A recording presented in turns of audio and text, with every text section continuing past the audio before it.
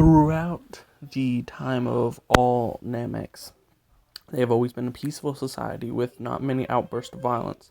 However, this is mostly due to their carefree society, and they each care for each other as brothers and sisters, which simply means, hopefully, no one falls in love romantically with anyone. Make a overly peaceful and coherent species. However, after being alone for so long, one Namekian who ran down their own path, as once the demon lord to now defender of the universe, Piccolo, watches on as his greatest student Gohan goes off to make a family. When he has the birth of Pan and settles down with Videl, Piccolo in a way envies Gohan. He wants what he has, but for himself. He seeks to make a family, to have offspring of his own. Piccolo knows he can't go home and find a mate, and the humans don't really see him as anything more than just a friend, and he doesn't figure a talking green bug man could just walk around to any random human stranger and convince them to bang him. So he decides to get some help. The only reasonable answer to his no women problem.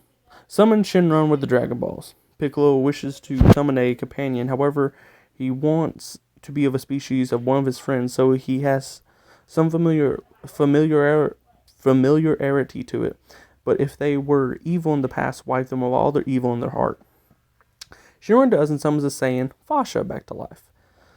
She was on Bardock's ship, and since she inherently wasn't evil, just misguided, Piccolo then grabs Fasha and takes her to the Room of Spirit Time for 3 days.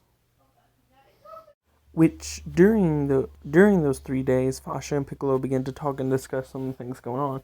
Piccolo is far stronger than Fasha, and although he could very easily take what he wanted or kill her, every time Fasha seeks to attack Piccolo, Piccolo counters and tries to talk some sense into her.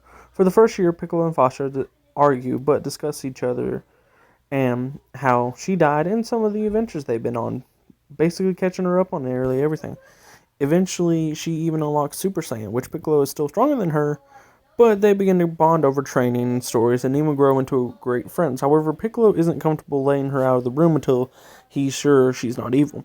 Initially, the wish was meant so Piccolo could clap some cheeks, but now he actually has grown to care about Fasha somewhat and is proud of her. However, on the second year, Fasha begins to develop feelings for Piccolo and admire him being the most powerful of his race, and even wishes to be with him. Near the end of the last part of the second year, Fasha admits her feelings to Piccolo, to which Piccolo returns the affection. They start out as a romantic couple. By the end of the third year, Fasha wishes to have a say in spawns, so she donates some of her DNA to Piccolo, and he spews up an egg. Thus, the first ever Saiyan Namekian hybrid is born, Piccolo and Fasha's daughter, Keltopet. Keltopet, due to being born into the time chamber and her parents being raw, Fasha, at least to the time chamber, has her ability to control her age. However, her emotions can affect and alter her age drastically. But Keltopet was also born with a very high power level. Thus, Piccolo and Fasha are officially parents. They emerge from the time chamber with everyone obviously wondering where Piccolo was for 3 days and why the Dragon Balls have been used now. So Piccolo and Fasha explain along with their daughter, Keltopet. And Fasha grows interested in Vegeta and Kakarot, and the three of them follow Goku and Vegeta to train after figuring out all that's happened, and consoling Piccolo as Vegeta makes a joke that Piccolo used the most powerful magical energy on Earth to summon a pair of cheeks.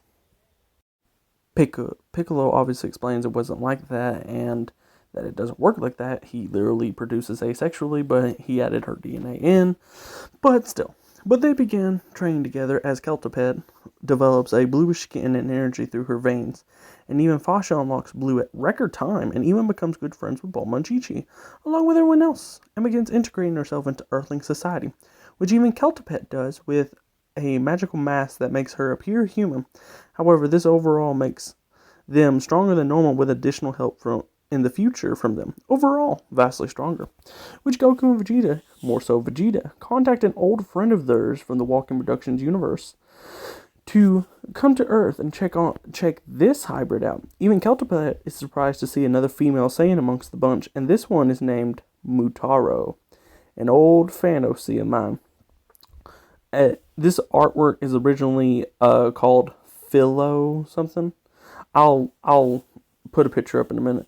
Mutaro instantly takes a liking to her with all these women around, and Yamcha obviously tries to hit on them, but no.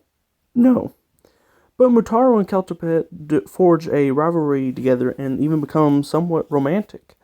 They then get ready to spar as everyone watches on as Mutaro and Keltopet train and push the levels of both the races, making them next to some of the strongest beings around. Even Broly and Beerus are amazed, which makes Piccolo and Fasha proud to have raised such a strong and proud woman to rival Goku and Vegeta.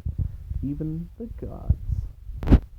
Thank you all so much for watching this video. It was requested by Gaming with J-Dog Hope, I believe, and credits to both creators of their respective characters. Mutaro's design, I just happened to make a similar design to the creator Mutaro, which is, I can only pronounce it as Mani Axoi.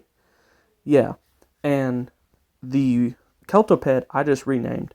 I'll put a link on where I found her image at, but still. Uh, Overall, I'm really proud of this video. This actually turned out to be a really fun one, and I'm hoping y'all enjoyed. Maybe I'll do some more weird and wacky ones like this. Alright, thanks for tuning in.